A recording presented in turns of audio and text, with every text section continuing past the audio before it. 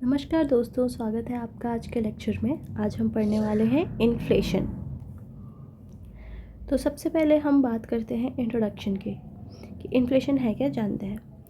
तो अभी last lecture में भी मैंने बताया था कि इन्फ्लेशन रेफ़र करता है अगर किसी गुड्स एंड सर्विसेज की जनरल प्राइस में राइज़ होता है, यानी उसका प्राइस बढ़ता है, विच इज़ महंगाई।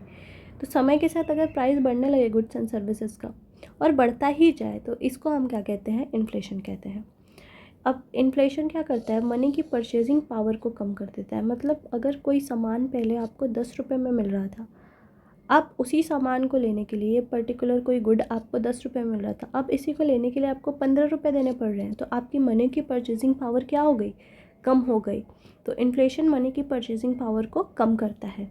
और इन्फ्लेशन को नापते किससे हैं, मेजर किया जाता है ये CPI जो कि कंज्यूमर प्राइस इंडेक्स है, और WPI जो कि होलसेल प्राइस इंडेक्स है। इसके बारे में अभी हम आगे पढ़ेंगे।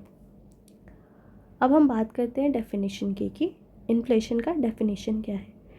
तो प्रोफेसर क्राउथर के according inflation is a state in which the value of money is falling. Inflation ऐसा स्टेट है जहाँ पे मनी की वैल्यू क्या होती है, गिर जाती है।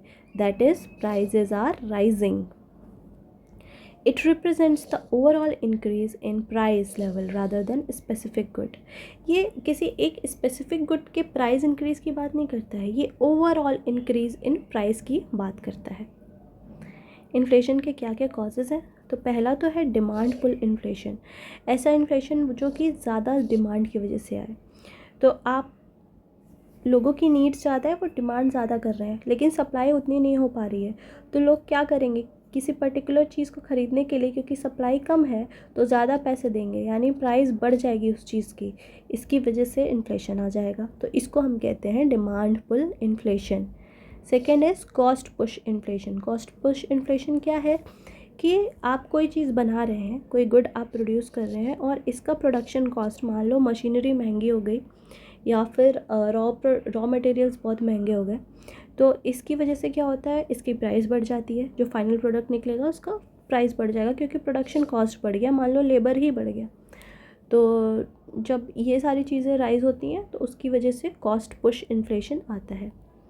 कुछ मॉनेटरी फैक्टर्स भी हैं, जैसे कि मनी सप्लाई बहुत है मार्केट में, लोगों के पास पैसे ज़्यादा हैं, तो लोग ज़्यादा चीज़ों की डिमांड करने लगेंगे, और जैसे ही डिमांड बढ़ेगा प्राइस बढ़ जाएगी।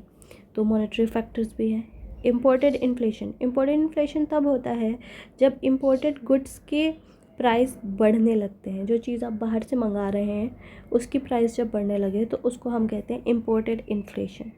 और कुछ होता है स्ट्रक्चरल इन्फ्लेशन। ये स्ट्रक्चरल इन्फ्लेशन तब होता है जब जो डिमांड और सप्लाई की चेन है वो ठीक से मैनेज नहीं हो पा रही है, उसमें इनएफिशिएंसी आ गई है, तो उसकी वजह से स्ट्रक्चरल इन्फ्लेशन आता है। अब देखते हैं टाइप्स ऑफ इन्फ्लेशन। तो आपके टाइप्स होते हैं creeping inflation, walking inflation, running inflation, hyper inflation और स्टैगफ्लेशन। तो क्रीपिंग इन्फ्लेशन क्या होता है, जब धीरे धीरे प्राइजेस बढ़े उसको हम कहते हैं क्रीपिंग इन्फ्लेशन। वॉकिंग इन्फ्लेशन मतलब जब प्राइस 3 to 10% के बीच में आ जाए, किसी गुड्स की प्राइस बढ़ के 3 to 10%, मतलब 3 से 10% तक प्राइस इंक्रीज़ हो जाए, उसको हम कहते हैं वॉकिंग इन्फ्लेशन। रनिंग इन्फ्लेशन मतलब जब 10 से 20% तक प्राइजेस बढ़ जाए तो उसको हम कहते हैं रनिंग इन्फ्लेशन। हाइपर इन्फ्लेशन जब 20% से ज़्यादा प्राइस बढ़ जाए, मतलब कोई चीज़ अगर 100 रुपये की मिल रही थी तो अब वो 125 रुपये की मिल रही है, तो इसको हम क्या कहते हैं, हाइपर इन्फ्लेशन। स्टैगफ्लेशन कॉम्बिनेशन है इन्फ्लेशन और अनएम्प्लॉयमेंट का, मतलब इन्फ्लेशन भी है और साथ ही साथ अनएम्प्लॉयमेंट भी है। अब मेजर कैसे करते हैं इन्फ्लेशन को, तो आप पहले तो कर सकते हैं कंज्यूमर प्राइस इंडेक्स की मदद से। कंज्यूमर प्राइस इंडेक्स आपको बताता है कि जो goods and services house hold में कंज्यूम हो रहे थे, मतलब basket of goods and services that is been consumed by house holds, उसकी प्राइस में क्या चेंज आया। तो ये किससे पता चलेगा, कंज्यूमर प्राइस इंडेक्स से। होलसेल प्राइस इंडेक्स से आपको पता चलेगा कि जो होलसेल लेवल पे गुड्स एंड सर्विसेज है उनकी प्राइस में क्या चेंज आया। और जीडीपी डिफ्लेटर भी बताता है। जीडीपी दो टाइप, जीडीपी जो है, एक तो आप करेंट प्राइस पे नापते हो और दूसरा कांस्टेंट प्राइस पे। करेंट प्राइस मतलब जो प्राइस अभी चल रही है, और कांस्टेंट प्राइस मतलब आपने किसी एक टाइम पे प्राइस कांस्टेंट कर दिया गुड्स एंड सर्विसेज का, उसके बाद आप गुड्स एंड सर्विसेज प्रोड्यूस कर रहे हैं। तो जैसे मान लो कि कोई सामान 10 रुपये का मिलता था पहले एक, और वो एक प्रोड्यूस हो रहा था, अब वो 5 प्रोड्यूस हो रहा है, तो इसकी कॉस्ट क्या हो गई 50। तो जीडीपी पहले 10 थी, अब 50 हो गई कांस्टेंट प्राइस के अकॉर्डिंग, अगर आप यहाँ देखें तो ठीक। लेकिन अगर हम करंट प्राइस की बात करें तो पहले 10 रुपये का सामान मिल रहा था, लोग एक ले रहे थे, अब इसकी कॉस्ट ही हो गई है 15 रुपये। अब लोग अगर 5 भी लेंगे तो ये कितने की हो जाएगी 75 की हो जाएगी।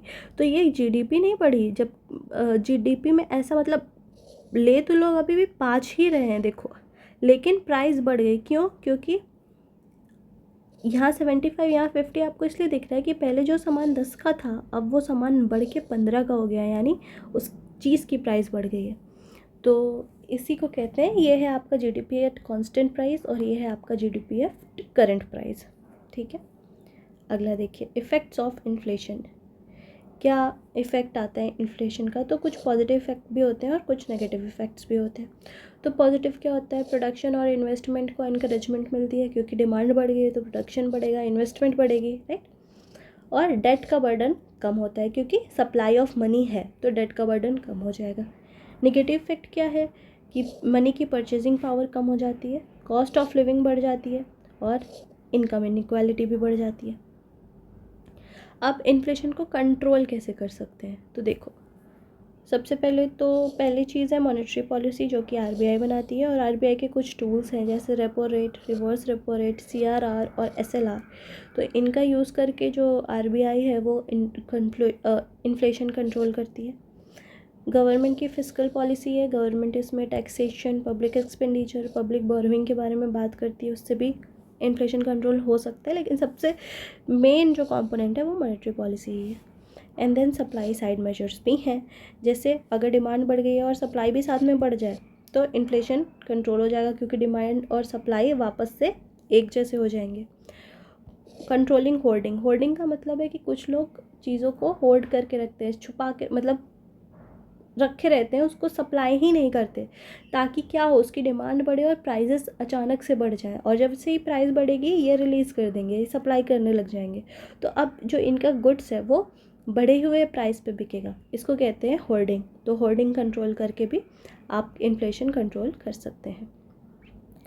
अब इंडिया की बात करें, इन्फ्लेशन इन इंडिया तो कैसे मेजर होता है? सीपीआई और डब्ल्यूपीआई से मेजर करते हैं, और आरबीआई का इन्फ्लेशन टारगेट है 4 ± 2%, ये याद रखना है। 2 इम्पॉर्टेंट ईयर्स आपको याद रखने हैं, पहला 1970 जब इन्फ्लेशन बहुत ज़्यादा था ऑयल क्राइसिस की वजह से, दूसरा 2008, इस समय तो ग्लोबल फाइनेंशियल क्राइसिस चल रही थी, हर जगह रिसेशन था। कंक्लूजन क्या निकलता है कि inflation is a double edge sword, मतलब दो धारी तलवार है, जो बेनिफिट भी कर सकती है और हार्म भी कर सकती है इकोनॉमी को। और इफ़ेक्टिव मॉनेटरी और फिस्कल पॉलिसीज अगर आपकी हैं तो आप इन्फ्लेशन को कंट्रोल भी कर सकते हो। तो आज के लेक्चर के लिए इतना ही। अगर आपको लेक्चर अच्छा लगे तो ज़रूर लाइक करें, चैनल को सब्सक्राइब कर लें ताकि आने वाली सभी वीडियो की नोटिफिकेशन आपको मिलती रहे। मिलते हैं नेक्स्ट लेक्चर में, तब तक के लिए बाय बाय।